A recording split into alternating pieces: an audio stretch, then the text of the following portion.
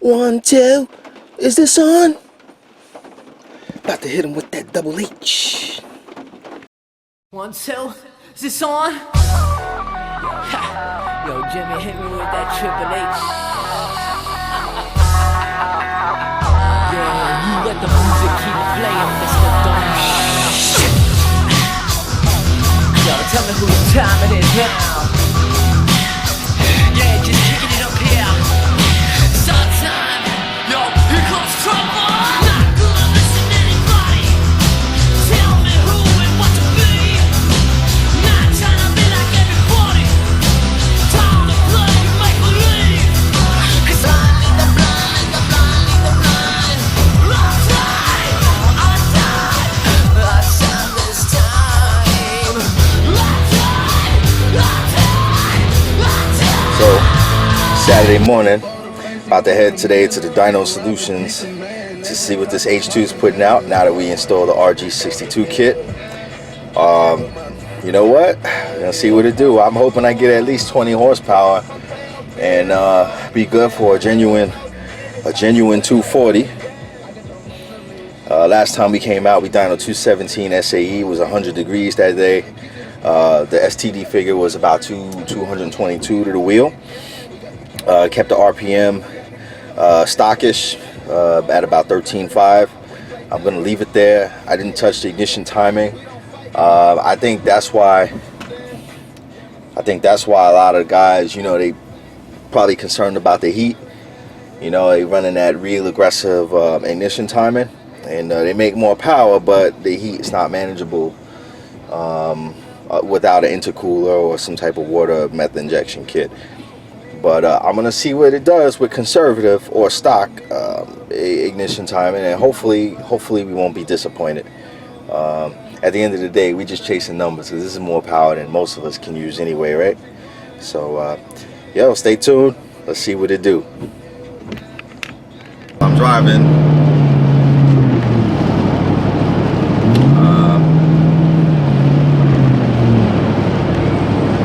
As you noticed earlier in the year, some of my track vids, when I was mid-corner, bike would cut out a little bit, when I'm mid-corner. Could be a number of reasons why it does that. One, it could be cutting the timing, or it could be cutting the fuel injection, either because the engine is too hot, and that would happen typically in the afternoon, or maybe the tire is just spinning and I wasn't aware of it. But when the tire spins, typically you get the little yellow light flashing. K-track, K-track, K-track, K-track on the dash. I didn't see that as being the case when I got that noise, so I think it might have been just related to the heat. You know, pulling timing. So I think that, you know, when you're racing these things straight up and down, yeah, you know, you can run that aggressive ignition timing map.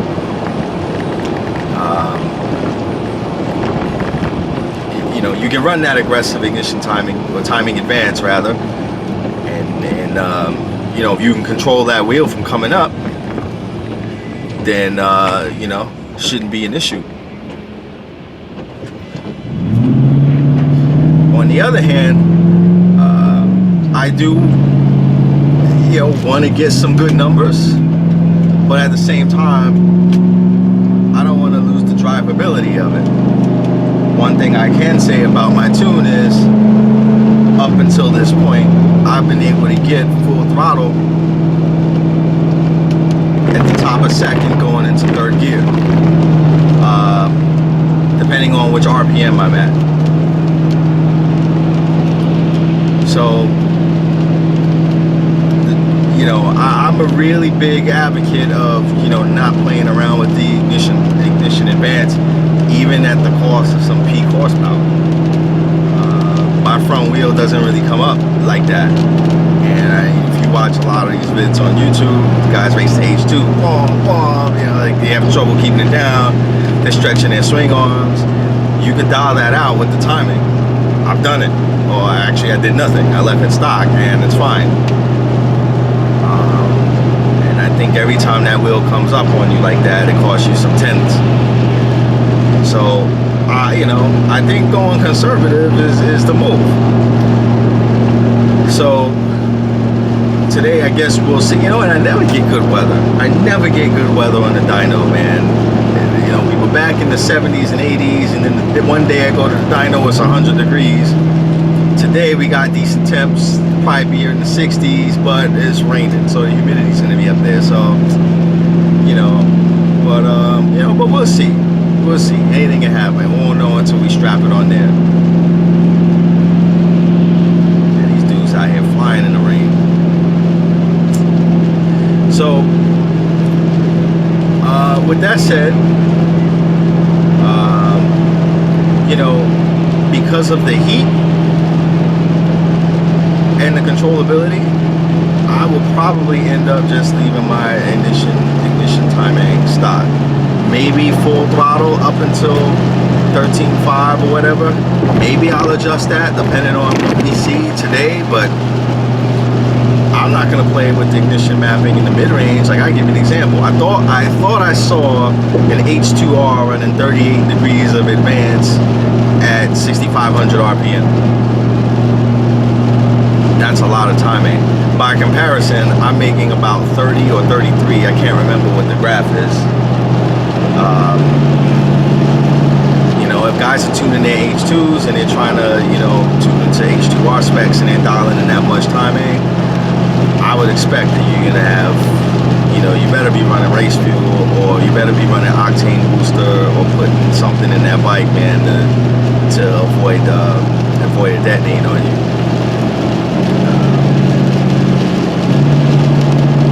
But at the end of the day, cornering is my concern, right? I want as much straight line ability as possible, but not at the expense of how the bike feels when I roll onto it coming out of a corner. Coming out of a fast corner too, you know, 110 plus, 110, 120, 130, right?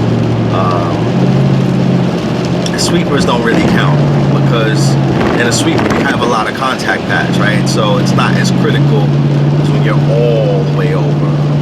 You know, at a 140 mile an hour sweeper, you're in the fat part of the tire, right? So you can spin it a little bit, you know, and not worry about it. You can get into the power a little bit quicker. But, you know, mid corner, when you're on the edge of the tire, that's when you want to make sure that it's actually soft. You don't want that hit to come on when you're fully banked over. You know, so you know, just keep these couple of points in mind. I mean, that's my tuning philosophy, and I'm not an expert tuner, right? I'm not by any means an expert tuner, but I do know what I want from the bike in a corner, right? I look for something in particular. I look for its temperament. You know, how does it feel? Do I feel a back fishtail? You know, and do I hear it? How does the bike sound? You know, is it jumping revs? You know, is the tire spinning? You just don't know. You know, things like that. You gotta look for that. So I like to keep it soft. I like to keep it soft, and I like to hit the come as the bike is standing up and I'm getting into the power. That's what I feel most comfortable with. Everybody's different. And honestly, on the tube, I haven't really seen that many guys really thrashing their H2s on the track.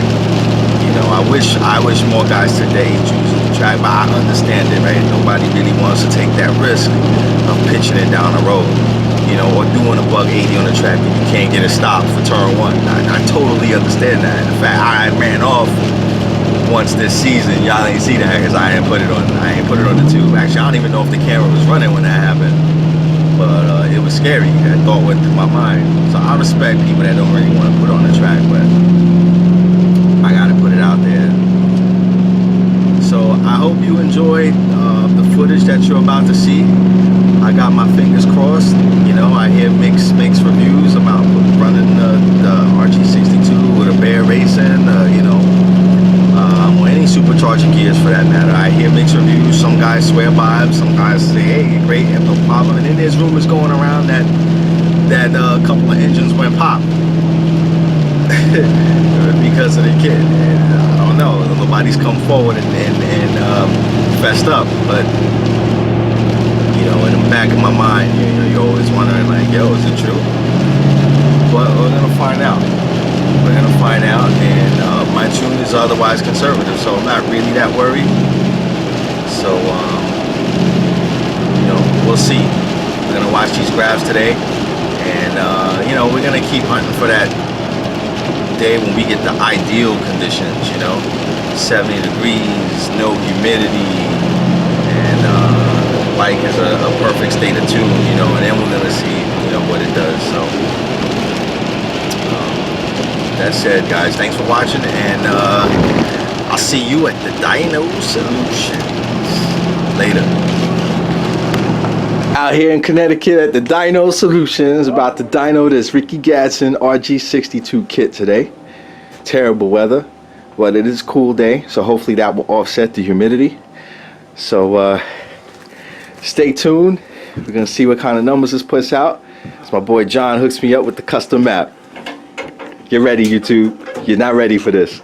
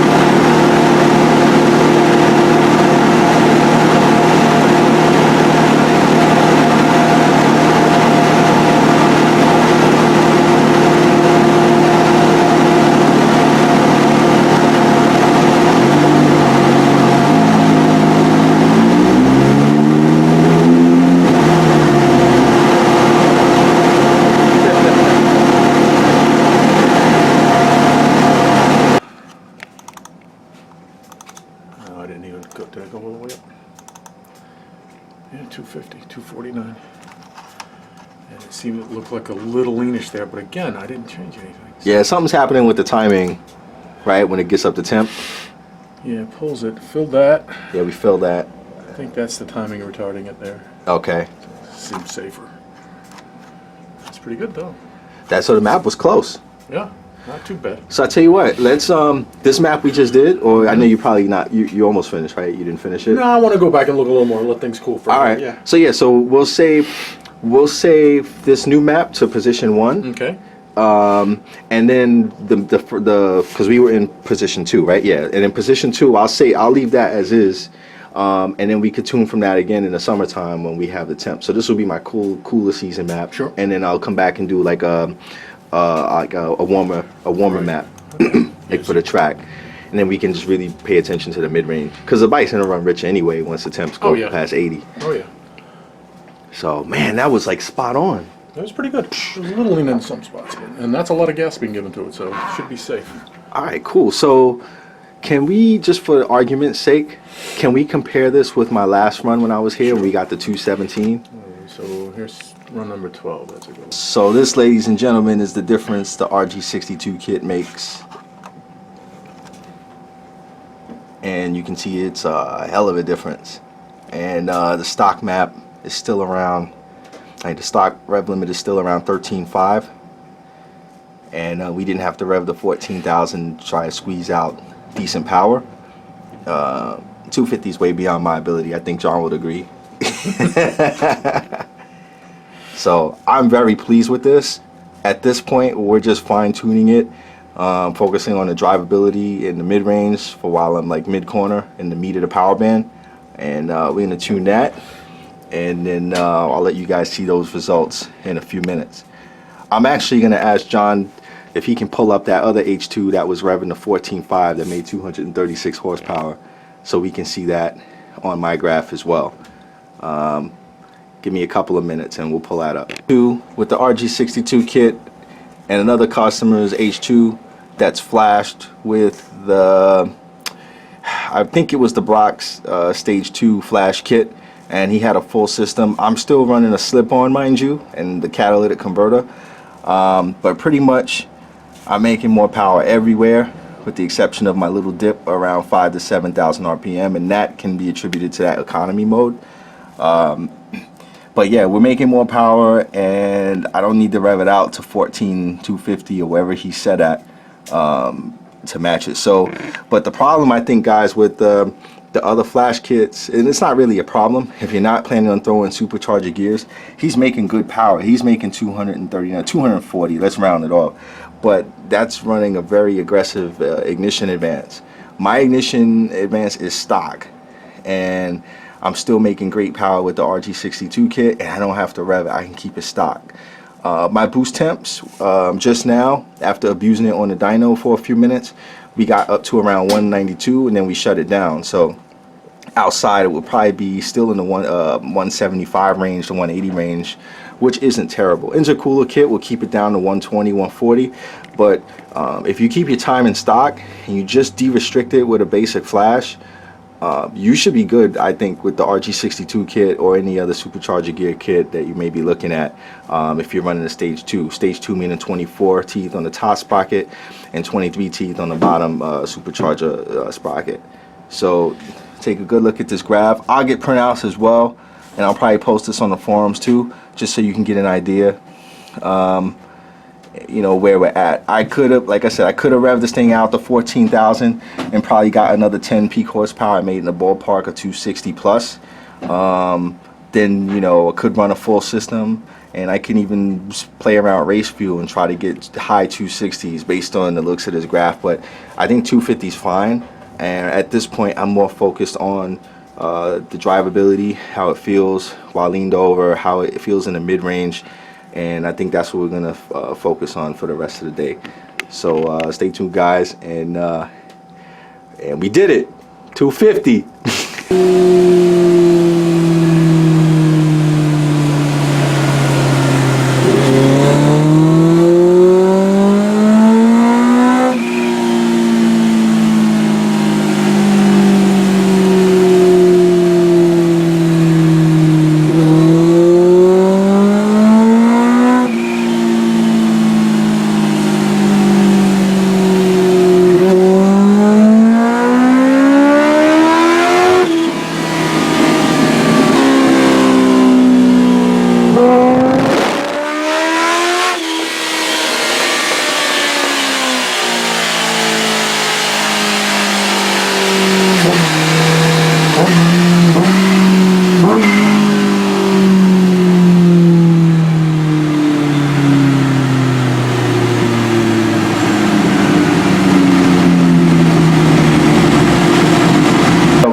air fuel ratio looking much better now. It's a little wavy, but it's consistent. We got a little bit dip around 12,250 to about 12,750. We're gonna kind of dial that out right now, and then I think we're done. This is gonna be an easy day for John, man. This is the easiest day he's had since he's known me, guys. Oh yeah. But yeah, man, this graph is looking really healthy right now. Super pleased. So this last run, obviously, you know, we got that little rich dip, so our peak dipped about 2 horsepower. That's okay. We were just working on the mid-range, and I gotta say I'm quite pleased with that. So I think we're gonna leave well enough alone and just kind of do a couple more pulls, just to dial out that rich dip, and we are good to go. 251 is the number on the day, guys. SAE. I wonder what the STD is on that. Was it like 4 horsepower more?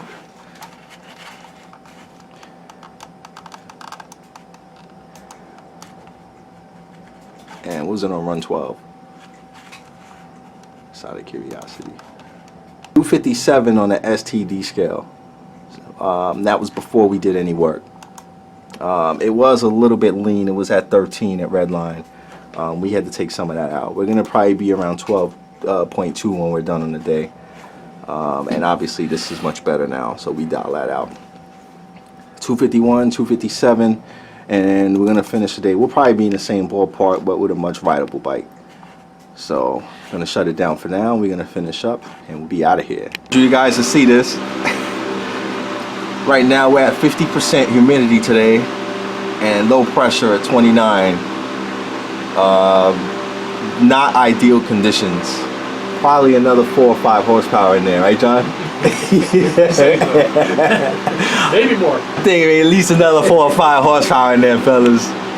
But we're good with this right now. We're good with this.